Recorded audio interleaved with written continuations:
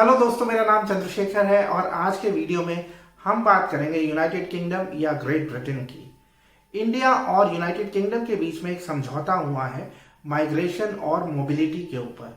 तो अगर आप प्लान कर रहे हैं यूके में जाके पढ़ने का, यूके में जाके इंटर्नशिप करने का, यूके में जाके जॉब करने का, यूके में जाके सेटल होने का, या आप सोच रहे हैं यूके का टूरिस्ट वीजा अप्लाई करने का, तो मैं आपसे रिक्वेस्ट करूंगा कि आप इस वीडियो को लास्ट तक देखना। इस वीडियो में मैं आपको बहुत सारी नई चीजें बताने वाला हूं। मैं आपको बताने वाला हूं अभी अभी जो लॉन्च हुई है यंग प्रोफेशनल स्कीम के बारे में, जो 18 से 30 साल के यंगस्टर्स हैं उनके लिए।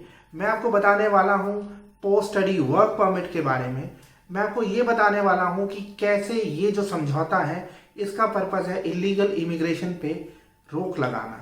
मैं आपसे रिक्वेस्ट करूंगा कि आप हमारे YouTube चैनल को सब्सक्राइब कर लीजिए, क्योंकि ऐसी यूजफुल इंफॉर्मेशन मैं आपके साथ रेगुलर बेसिस पे शेयर करता रहता हूं। तो आइए नजर डालते हैं ये जो समझौता है मोबिलिटी और माइग्रेशन पे, इसके खास पॉइंट्स क्या हैं और क्या ऐसे पॉइंट्स हैं जिसका फायदा हो सकता है ऐसे लोगों को जो प्लान कर रहे हैं यूके में जाके स्टडी करने का या सेटल होने का या जॉब करने का या फिर विजिटर वीजा या बिजनेस वीजा अप्लाई करने का। तो ये देखिए, ये जो समझौता हुआ है ये 4 मई को हुआ है। अब इसको मैंने ऑफिशियल वेबसाइट पे गया और मैंने नोट्स बनाए हुए हैं यहाँ पे, तो वो नोट्स भी मैं रेफर कर रहा हूँ।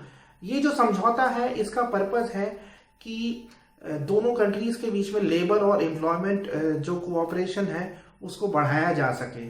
अब आप जानते हैं कि सन 2016 में जो यूके है वो ईयू से बाहर हो गया ब्रेक्सिट वोट के जरिए। जनवरी 2021 से यूके ने एक नई पॉलिसी शुरू की है। पहले क्या चीज था कि जो ईयू नेशनल थे उनको प्रेफरेंस मिलता था। अब जो ईयू के बाहर के लोग हैं और ईयू के लोग हैं उनको सेम लेवल पे ट्रीट किया जाएगा। तो ये एक तरीके से एडवांटेजेस हो सकता है इंडियंस के लिए। अब ये जो समझौता है इसके जो मेन पॉइंट्स हैं वो मैं आपको बताता हूँ। जो सबसे इंटरेस्टिंग चीज है वो है यंग प्रोफेशनल स्कीम। अब हो क्या रहा था, यंग प्रोफेशनल स्कीम टारगेटेड है 18 से 30 साल के यंग लोगों पे। ऐसे लोग जो इंडिया से हैं, इंडिया के जो सिटीजन हैं 18 से 30 साल के, वो 2 साल के लिए यूके जा सकते हैं किसी काम के लिए, पढ़ने के लिए। अभी एक्चुअली डिटेल्स नहीं आए हैं, लेकिन एक्चुअली क्या चीज था, यूके ने इस तरीके का जो अग्रीमेंट था वो और कंट्रीज के साथ है, जिसे हम बोलते हैं यूथ मोबिलिटी स्कीम। अब इसके अंतर्गत क्या होता था, कुछ कंट्रीज थी जैसे ऑस्ट्रेलिया है, कनाडा है, हांगकांग है, जापान है, मोनाको है, न्यूजीलैंड है, साउथ कोरिया है, सैन मरीनो है, ताइवान है।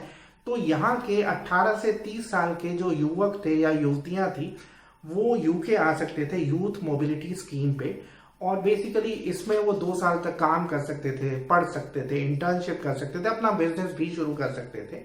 अब अभी क्या है, जो इंडिया के साथ यंग प्रोफेशनल स्कीम जो चालू होने वाली है उसके अभी डिटेल्स नहीं आए हैं, लेकिन अगर हम इस स्कीम को एक तरीके से पैरामीटर लेके चलें तो इसमें क्या है कि आपको 2 साल का वीजा मिलेगा और आपको अपने अकाउंट में 2350 पाउंड दिखाने हैं, जो तकरीबन हो जाते हैं 2,35,000 रुपए। इतना आपको शो करना पड़ेगा। और ये जो वीजास की संख्या है ये 3,000 है। मैं फिर दोबारा से रिपीट करूंगा, अभी डिटेल्स नहीं आए हैं। तो ये यंग लोग जो यूके में जाके कोई प्रोफेशनल एक्सपीरियंस लेना चाहते हैं या स्टडी करना चाहते हैं, कोई छोटा कोर्स या कुछ अपना काम करना चाहते हैं, उनके लिए ये एक बड़ी इंटरेस्टिंग स्कीम है। और अभी हम डिटेल्स का वेट कर रहे हैं, लेकिन अगर मैंने आपको बताया कि ऑलरेडी एक स्कीम चल रही है यूके की और कंट्रीज के अंदर, जिसे हम बोलते हैं यूथ मोबिलिटी स्कीम, जो वीजा टियर 5 होता है। अब हाँ, ये जो यंग प्रोफेशनल स्कीम है इस पे अगर आप यूके जाते हैं 2 साल के लिए, तो जैसे आपका अगर सपोज करिए आपको वर्क नहीं मिलता है या आपका बिजनेस नहीं चलता है तो आपको वापस आना पड़ेगा, ठीक है। क्योंकि दोनों कंट्रीज ने यह भी समझौता किया है कि अब हमें इलीगल इमिग्रेशन को रोकना है। ऐसे लोग जो ऑलरेडी इलीगली रह रहे हैं दोनों कंट्रीज में, इंडियंस यूके में और यूके के लोग इंडिया में, तो उनको वापस भेजा जाएगा, ऐसा भी समझौते में है। तो इसलिए हाँ, अगर आप ये यंग प्रोफेशनल स्कीम में यूके जाते हैं, इस दौरान आपको कोई काम मिल जाता है और आपका वीज़ा एक्सटेंड हो सकता है लीगली, तो आप रह सकते हैं। तो ये वीज़ा 2 साल का जो है वो एक्सटेंडेबल है। एक और चीज़ मैं आपको बता देता हूँ, बहुत सारे लोग कंफ्यूज हो रहे हैं। देखिए, ये जो यंग प्रोफेशनल स्कीम है, इसका असर जो ऑलरेडी एग्जिस्टिंग स्कीम्स हैं उन पे नहीं पड़ेगा। फॉर एग्जांपल जो हाईली स्किल्ड वीज़ा है, क्योंकि मुझे किसी ने कांटेक्ट किया था, वो पूछ रहे थे कि क्या हाईली स्किल्ड वीज़ा के लिए अब सिर्फ 18 से 30 साल के लोग एलिजिबल होंगे। देखिए, लोग कंफ्यूज हो जाते हैं, और इसका मतलब ये नहीं है कि ये जो यंग प्रोफेशनल स्कीम है कि अब वीज़ा बड़े आसानी से मिलने लग जाएंगे। मैं इनफैक्ट कुछ आर्टिकल्स भी पढ़ रहा था, किसी ने ये भी चिंता जाहिर की है कि ये जो यंग प्रोफेशनल स्कीम है, इसका जो बड़ी कंपनीज हैं वो इसका मिसयूज कर सकती हैं। जैसे जो बड़ी आईटी कंपनीज हैं, वो 2 साल के लिए जो उनके यंग सॉफ्टवेयर प्रोफेशनल्स हैं उनको बुला सकती हैं वहाँ पे। तो ये स्कीम का फ़ायदा उठाना इतना आसान नहीं होगा। एक और चीज़, आपकी अंग्रेज़ी अच्छी होनी चाहिए इस वीज़ा के लिए, क्योंकि कई मैं देख रहा था यूट्यूबर कह रहे हैं कि आईएलटीएस की ज़रूरत नहीं है। देखिए, आईएलटीएस की ज़रूरत नहीं होगी तो कोई सी और इंग्लिश टेस्ट की ज़रूरत होगी, लेकिन आपकी अंग्रेज़ी अच्छी होनी चाहिए, ये मैं आपको बता देता हूँ। इस स्कीम के अंतर्गत अगर आप क्वालिफाई करना चाहते हैं, इसे हम बोलते हैं यंग प्रोफेशनल स्कीम। और जो ये जो समझौता हुआ है, इसमें और भी चीज़ें हैं, जैसे जो विजिटर वीज़ा है और जो बिजनेस वीज़ा है वो देते जाए, मतलब वो वैसे ही चलते रहेंगे। अब जैसे यूके का जो वीज़ा है, अब जो आपको मिल सकता है मैक्सिमम वैलिडिटी वो 10 साल की है, तो वो जारी रहेगा। इनफैक्ट एक बार में जब आप जाते हैं तो आप 6 मंथ्स का स्टे कर सकते हैं, वो भी जारी रहेगा। और दूसरा जो ये पोस्ट स्टडी वर्क परमिट है, अगर आप बैचलर्स या मास्टर्स कर रहे हैं तो 2 साल का वो जारी रहेगा। अगर आप पीएचडी कर रहे हैं तो 3 साल का।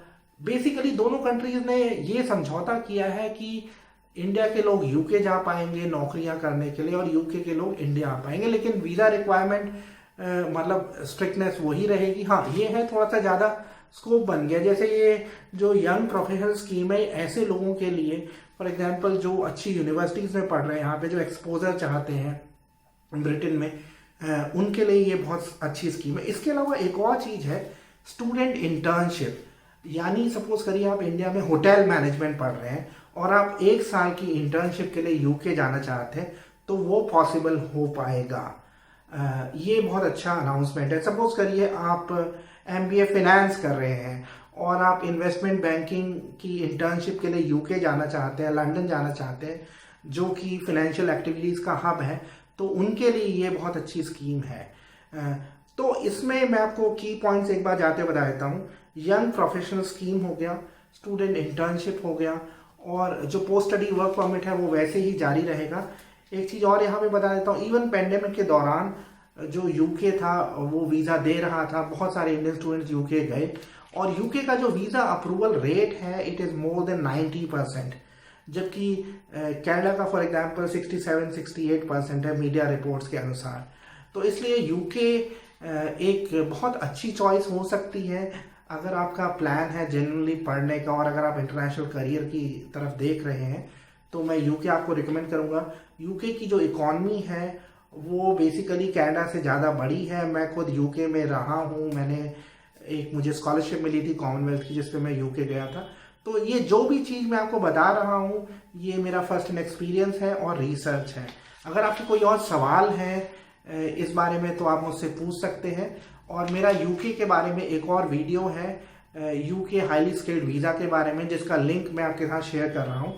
और ये जो समझौता हुआ है दोनों कंट्रीज़ के बीच में, मैं चाहूँगा कि आप इसको भी पढ़ लें। मैं वो लिंक भी ऑफिशियल वेबसाइट का शेयर कर रहा हूँ आपके साथ। जाते हुए मैं आपसे फिर दोबारा रिक्वेस्ट करूँगा कि आप हमारे यूट्यूब चैनल को सब्सक्राइब कर लीजिए। वीडियो देखने के लिए बहुत बहुत धन्यवाद।